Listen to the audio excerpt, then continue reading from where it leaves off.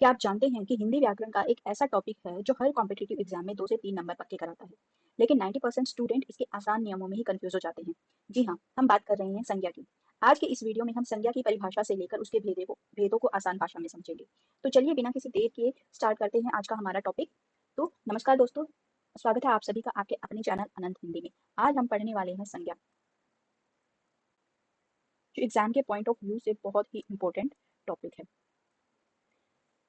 जब हम शब्द पढ़ रहे थे तो शब्दों का जब हमने वर्गीकरण किया तो वहां पर हमने पढ़ा कि प्रयोग के आधार पर शब्द के 2 भेद होते हैं, विकारी शब्द और अविकारी शब्द। विकारी शब्द को आगे 4 भागों में हमने बांटा था और उन्हीं में से एक था संज्ञा। विकारी शब्द के 4 भेद थे, संज्ञा, सर्वनाम, विशेषण और क्रिया। तो वहां से हमें पता चला कि जो संज्ञा है वो एक विकारी शब्द है, क्योंकि जो संज्ञा शब्द होते हैं उसमें लिंग, वचन, काल, कारक, पुरुष आदि के आधार पर उसमें परिवर्तन हो जाता है। तो ऐसे शब्द क्या होते हैं? विकारी शब्द होते हैं। तो अगर हम संज्ञा शब्द का निर्माण की बात करें कि जो संज्ञा शब्द है उसका निर्माण कैसे हुआ, तो जो संज्ञा शब्द है इसका निर्माण हुआ सम प्लस ज्ञा। सम का मतलब होता है सम्यक और ज्ञा का मतलब होता है ज्ञान। यहाँ पर सम्यक का मतलब है पूर्णतः या पूरा। और इस तरीके से जो संज्ञा शब्द है इसका जो शाब्दिक अर्थ है वो क्या हुआ? सम्यक ज्ञान अर्थात पूरा ज्ञान। तो जो संज्ञा शब्द है वो सम प्लस ज्ञा से बना है, जिसमें सम का मतलब होता है सम्यक और ज्ञा का मतलब होता है ज्ञान, और इसका शाब्दिक अर्थ है सम्यक ज्ञान या पूरा ज्ञान। संज्ञा शब्द के व्याकरणिक अर्थ की हम बात करें। व्याकरणिक अर्थ क्या होता है संज्ञा का? संज्ञा का जो व्याकरणिक अर्थ है वो है नाम। तो जो भी शब्द किसी भी व्यक्ति, वस्तु, स्थान, किसी के भी नाम का बोध कराता है वो क्या होता है? नाम। और इस संज्ञा का व्याकरणिक अर्थ भी एक नाम होता है और ये एक विकारी शब्द है। अगर हम संज्ञा के जो भेद होते हैं, संज्ञा का वर्गीकरण हम करें,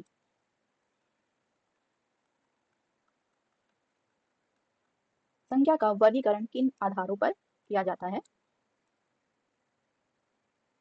तो जो संज्ञा है उसका वर्गीकरण हम 2 आधारों पर करते हैं। जो पहला आधार है वो है व्युत्पत्ति या उत्पत्ति के आधार पर, और दूसरा जो आधार है वो है अर्थ के आधार पर या प्रयोग के आधार पर, या फिर आप कह सकते हैं कि हिंदी में संज्ञा, हिंदी में। तो क्योंकि आप जानते हैं कि जो हमारी हिंदी भाषा है वो संस्कृत से विकसित होकर बनी है, इसलिए जो संज्ञा शब्द है उसकी उत्पत्ति कहाँ से हुई? उसकी उत्पत्ति हुई संस्कृत से।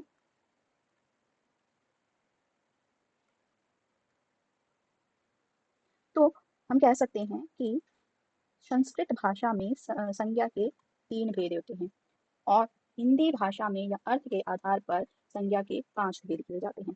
तो संस्कृत में जो संज्ञा के भेद होते हैं वो होते हैं व्यक्तिवाचक संज्ञा, दूसरा जातिवाचक संज्ञा, और तीसरा होता है भाववाचक संज्ञा। तो व्युत्पत्ति, उत्पत्ति, या फिर आप कह सकते हैं कि संस्कृत में संज्ञा के 3 भेद होते हैं, व्यक्तिवाचक संज्ञा, जातिवाचक संज्ञा और भाववाचक संज्ञा। यहाँ पर उत्पत्ति के आधार पर जातिवाचक संज्ञा के आगे 2 भेद किए जाते हैं, समूहवाचक संज्ञा और एक होता है द्रव्यवाचक संज्ञा। तो उत्पत्ति के आधार पर ये संज्ञा के भेद होते हैं, और हिंदी में या अर्थ के आधार पर या प्रयोग के आधार पर इन्हीं सभी 5 भेदों को अलग अलग हम पढ़ते हैं। तो हिंदी में पहला हुआ व्यक्तिवाचक संज्ञा, दूसरा जातिवाचक, तीसरा हुआ भाववाचक, और ये ही हिंदी में भी चौथे और 5वें भेद के रूप में हम इन्हें पढ़ते हैं। तो चलिए इन्हें एक एक करके हम पढ़ते हैं। सबसे पहले बात करते हैं व्यक्तिवाचक संज्ञा की, ये होती क्या है?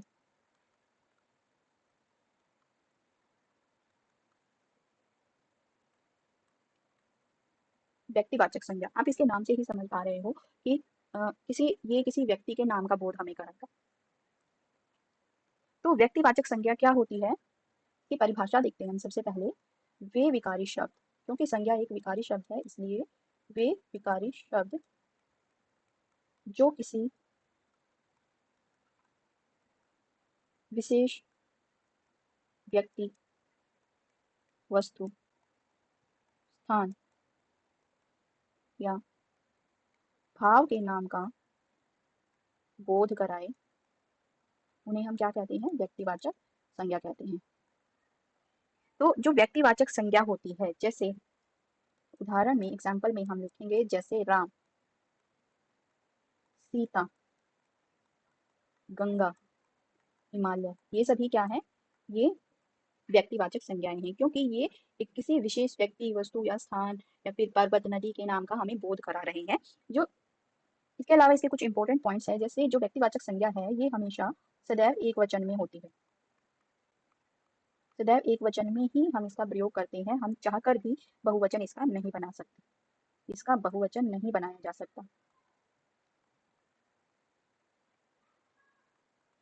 नहीं बना सकते। जो राम है, क्या हम इसका बहुवचन बना सकते हैं? नहीं बना सकते। राम को हम हमेशा एक वचन में ही यूज कर सकते हैं। जैसे गंगा है, गंगा को हम, नदी का हम बहुवचन बना सकते हैं, लेकिन जो गंगा है, जो विशेष नदी का हमें बोध कराती है, उसका बहुवचन हम नहीं बना सकते। ऐसे ही हिमालय है, हिमालय को हम हमेशा एक वचन में यूज करते हैं, इसे हम बहुवचन में नहीं लिख सकते हैं। तो ये थी हमारी व्यक्तिवाचक संज्ञा। अब जो दूसरा भेद है वो है जातिवाचक संज्ञा।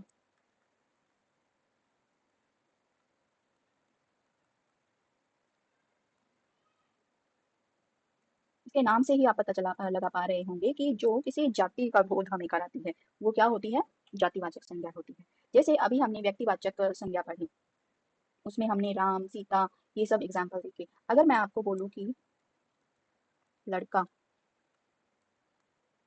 लड़की, नदी, पर्वत, तो ये सभी क्या हो जाते हैं? ये अ, जातिवाचक संज्ञा हो जाते हैं। लेकिन वहीं जब मैं किसी यहाँ पर किसी लड़के का नाम लिखती हूँ जैसे राम, किसी लड़की का नाम यहाँ पर लिखती हूँ जैसे सीता, किसी नदी में मैं यहाँ पर लिख देती हूँ गंगा नदी का नाम, और पर्वत में मैं यहाँ पर लिख देती हूँ हिमालय नदी का नाम। तो जो जो लड़का, लड़की, नदी और पर्वत है, ये किसी व्यक्ति विशेष या वस्तु का बोध ना कराकर हमें उसकी संपूर्ण जाति का हमें बोध करा रहे हैं। दूसरी तरफ राम, सीता, गंगा और हिमालय ये किसी विशेष व्यक्ति या वस्तु का बोध हमें करा रहे हैं। इसलिए जो ये शब्द है ये जातिवाचक है, और दूसरी तरफ ये व्यक्तिवाचक है। इसकी परिभाषा हम कैसे लिख सकते हैं? वे शब्द, वे संज्ञा शब्द या वे विकारी शब्द जो संपूर्ण जाति का बोध कराए, उन्हें हम क्या कहते हैं? जातिवाचक संज्ञा कहते हैं। इसमें क्या होता है? शब्द तो एक ही होता है, लेकिन वो एक जैसे उसमें अनेक हो सकते हैं। जैसे लड़के बहुत सारे हो सकते हैं, लड़कियां बहुत सारी हो सकती हैं, नदियां भी बहुत सारी हो सकती हैं, और पर्वत भी बहुत सारे हो सकते हैं। ये एक शब्द है, लेकिन उसके जैसे अनेक और भी हो सकते हैं। तो इन्हें कुछ इंपॉर्टेंट पॉइंट्स होते हैं इसमें। जो जातिवाचक संज्ञा होती है, इसका प्रयोग हम एक वचन और बहुवचन दोनों में कर सकते हैं। दूसरी तरफ जो व्यक्तिवाचक संज्ञा होती है, उसका प्रयोग हमेशा एक वचन में ही किया जा सकता है। इसका बहुवचन हम बना सकते हैं, बहुवचन इसका बनाया जा सकता है।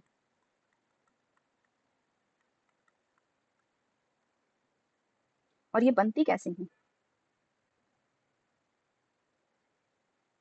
अगर हमें जातिवाचक संज्ञा से व्यक्तिवाचक संज्ञा बनानी हो तो हम कैसे बना सकते हैं? कि यदि हम कह सकते हैं कि जो जातिवाचक संज्ञा होती है, जातिवाचक संज्ञा से पहले जब हम विशेषण जोड़ देते हैं, विशेषण जोड़ देते हैं, तो उससे क्या हो जाता है? व्यक्तिवाचक संज्ञा का निर्माण हो जाता है, व्यक्तिवाचक संज्ञा बन जाती है हमारी। ये कैसे होता है? जैसे मैंने कहा साड़ी, साड़ी तो दुनिया में बहुत सारी है, लेकिन अगर मैं इसके सामने लिख देती हूँ कि बनारसी साड़ी, बनारसी क्या है? एक विशेषण है, और साड़ी एक जातिवाचक संज्ञा है। जब जातिवाचक संज्ञा के सामने विशेषण, बनारसी विशेषण मैंने जोड़ा, तो ये क्या बन गया? एक व्यक्तिवाचक संज्ञा बन गया। ऐसे ही दूसरे भी और एग्जाम्पल हो सकते हैं। जैसे मैंने कहा पंखा, पंखा बहुत सारे पंखे हो सकते हैं, लेकिन जब मैं कहूँ कि उषा पंखा, तो उषा क्या है? एक कंपनी का नाम है, या आप कह सकते हैं एक विशेषण भी आप इसे कह सकते हैं। तो ये क्या हो जाता है? ये व्यक्तिवाचक संज्ञा हो जाता है। पंखा जातिवाचक है, और जब उसके सामने हमने उषा विशेषण या उसकी कंपनी का नाम हमने जोड़ दिया, तो वो क्या हो गया? व्यक्तिवाचक संज्ञा बन गया। अब इसके एग्जाम्पल में सबसे पहले हम कुछ व्यक्तिवाचक संज्ञा के उदाहरण देख लेते हैं कि व्यक्तिवाचक संज्ञा क्या क्या हो सकती है।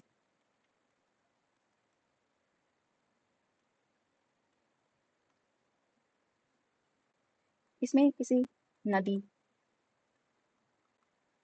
झील,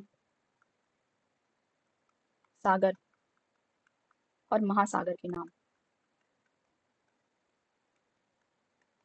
महासागरों के नाम हो सकते हैं नदी में, जैसे गंगा नदी, झील में सांबर झील, सागर में अरब सागर, और महासागर में आप कह सकते हैं हिंद महासागर। ये सभी क्या होंगे, इनके नाम, नदी, झील, सागर, महासागर के नाम, ये हमेशा क्या होंगे, ये व्यक्तिवाचक संज्ञा होंगे। दूसरा, पर्वत जो होते हैं, पठार जो होते हैं, या फिर किसी चोटी का नाम आप कह सकते हो, चोटी का नाम, जैसे पर्वत में हिमालय पर्वत, पठार में दक्कन का पठार, पामीर का पठार, और चोटी में आप कह सकते हैं माउंट एवरेस्ट। तीसरा, जो दिशाएं होती हैं, दिशाओं के नाम, उत्तर, दक्षिण, पूर्व, पश्चिम।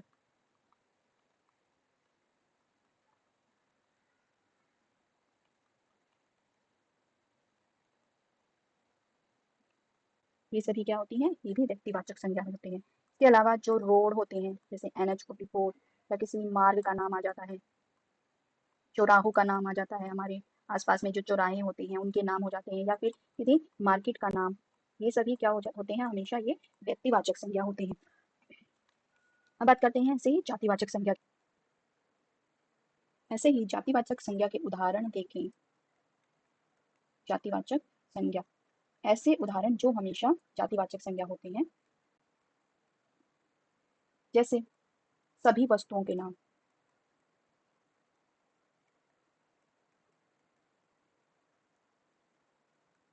इमेज, कुर्सी, किताब, कॉपी, पेन, आपके पास आसपास जो भी सभी वस्तुएं हैं उन सभी के नाम क्या होते हैं, जातिवाचक संज्ञा होते हैं। दूसरा, शरीर के अंगों के नाम,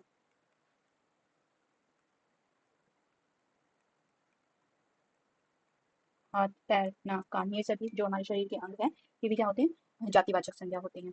इसके बाद पशु पक्षियों के नाम जातिवाचक संज्ञा में आते हैं, और फलों के नाम भी जातिवाचक संज्ञा होते हैं। आम, सेब, संतरा, केला, ये सभी फल क्या होते हैं, जातिवाचक होते हैं। और सबसे इम्पोर्टेंट, जो प्राकृतिक आपदाएं होती हैं, जैसे बाढ़, भूकंप, चक्रवात, तूफान, ये सभी प्राकृतिक आपदाएं, इनके नाम भी क्या होते हैं, हमेशा जातिवाचक संज्ञा में ये गिने जाते हैं। तो ये भी हमारी आज की क्लास। आपको कैसी लगी कमेंट करके जरूर बताइएगा। अच्छी लगी तो लाइक करिए, शेयर करिए अपने दोस्तों के साथ। और अगर हमारे चैनल पर नए हैं तो चैनल को सब्सक्राइब करना मत भूलिए। मिलते हैं नेक्स्ट वीडियो में, जिसमें हम पढ़ेंगे संज्ञा के बाकी भेदों के बारे में। तब तक पढ़ते रहिए और अपना ध्यान रखिए। धन्यवाद।